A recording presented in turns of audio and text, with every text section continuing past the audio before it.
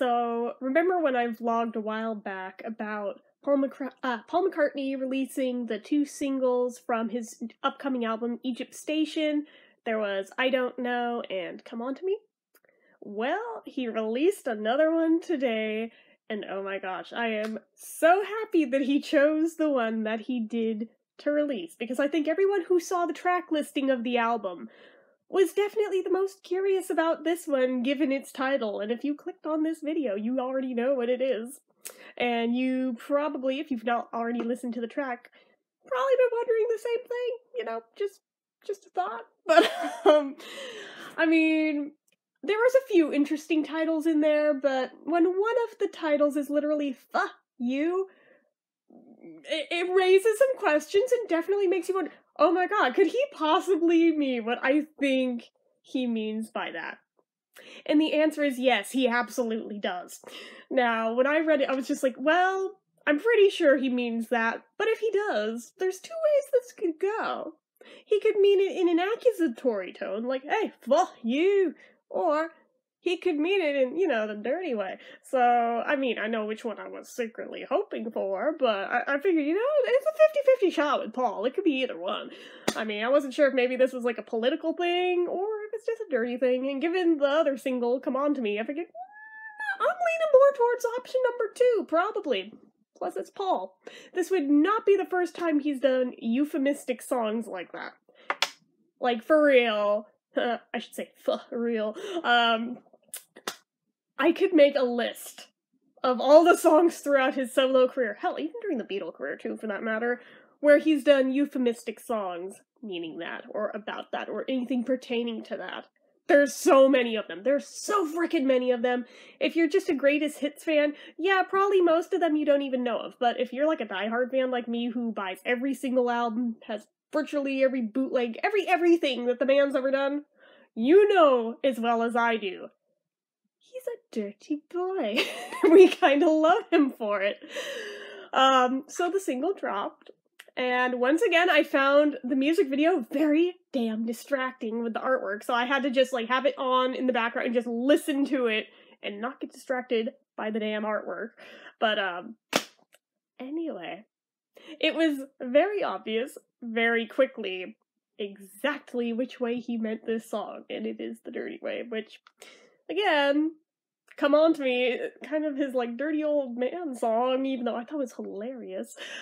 This one's even more hilarious to me. I'm just like, oh my god, you go, Paul. You know, I feel like he's been waiting his entire damn career to do a song quite like this that still has the double entendre, but at the same time, he's totally still being his cheeky Liverpudlian self. I mean, make no bones about it. You can take the boy out of Liverpool. You'll never take the Liverpool out of the boy, though. So, I mean, stuff like this. It's always gonna be a thing with him. But yeah, I was just, like, cracking up. I was sitting there, like, cackling the first time listening to it. I was like, oh my god, he actually freaking went there. I love it. So, as I'm listening to it again, and again a few more times, I'm rushing over to Twitter, because I knew darn well there had to be a tweet with the song link in there. And there was. So I'm like, okay, I gotta read the comments. And it seems like people are divided into 2 camps on this song with its reception. There are the people like me who think it's freaking hilarious and amazing and love that he did this. And then there's the people that are butthurt that he would lower himself to this, even though, again, this is so far from the first time he has ever released a song kinda like this. Really, though. You both cannot be shocked, and you really can't be offended, because he has a track record like that. Just saying. But I was shocked at just how many people were like, oh my god, I can't believe you'd lower yourself to this. You're better than that, Paul. Blah, blah, blah. It's like, oh, shut up. Shut up. Don't put him on a pedestal that way. Come on. He has a sense of humor. Let him have his sense of humor, and let it be his dirty sense of humor. I love it. So, and I am far from the only one.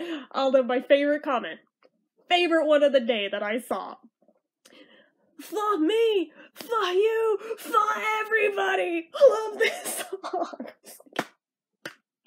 I I can't remember if I retweeted it or not, but if I didn't, I definitely at least hit like on it. I think I retweeted it because I was just freaking dying over it. And all the GIF responses to it just, yes, yes. I've replayed the damn thing I don't know how many times now, but okay, quality-wise, like, let's talk about that just to get it out of the way. Is it the greatest thing he's ever written? No. I'm really starting to get the vibe that, honestly, this album's probably gonna be kind of forgettable. One of the more forgettable ones. It's gonna be like another McCartney 2. I'm sorry.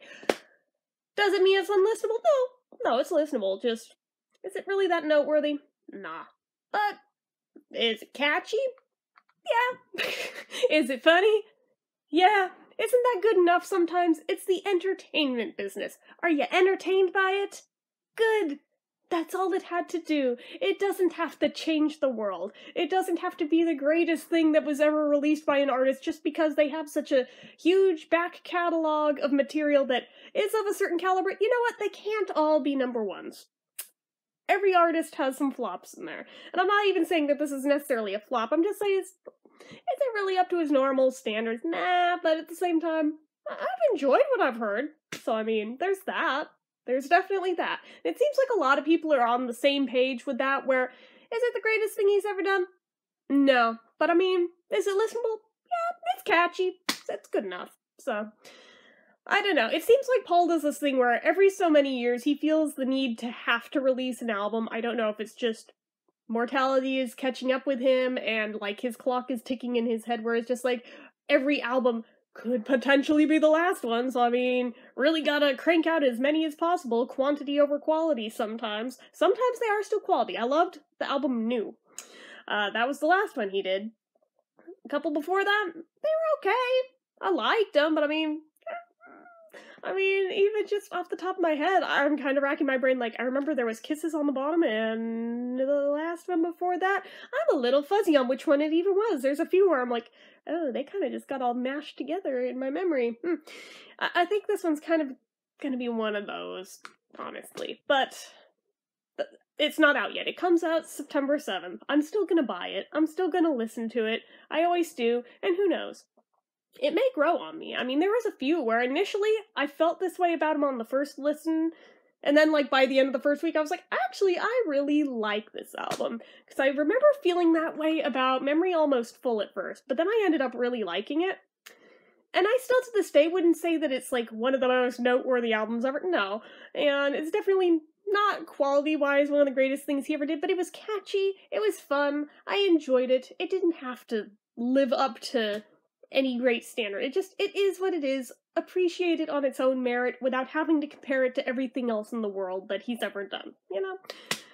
I think this is where people get hung up on it and just consider all of his recent work crap because, oh, it may or may not actually live up to some of the greatest things he ever did. It's like, you know what? Stop doing that. Stop doing that. Just try to focus on the actual thing in front of you right now without playing the comparison game, because if you do that, yeah, very little is ever going to live up to those unrealistic standards. Just saying. But if you just look at the albums individually for what they are, I find you'll enjoy them a lot more. Just saying. Just saying. But anyway, I'm kind of off track at this point, so yeah, if you've not heard the song yet, I'm linking it down in the description because it is hilarious, and I love it, and you should at least listen to it, even if you're not a fan, just because it's funny. Just listen to it. And it's catchy, so, you know, there's that. So, anyways, that's about all I have to say about the track right now, I think, so as usual, you guys know what to do. If you're not already and you'd like to be, click subscribe, hit like on this video if you enjoyed it, hit the notification bell icon so you never miss an upload, leave comments down below. If you've listened to the song, which side of the line are you on? Are you on the side that find it hilarious and catchy? Are you on the side of the line that is offended by it? Let me know down below your thoughts, as well as anything else you feel like leaving me. My social media accounts are all listed down below if you feel like following me over there. And if you like what I do here on this channel and you'd like to help support it, the donation link, as always, is down in the description. So anyway, guys, till next time, bye.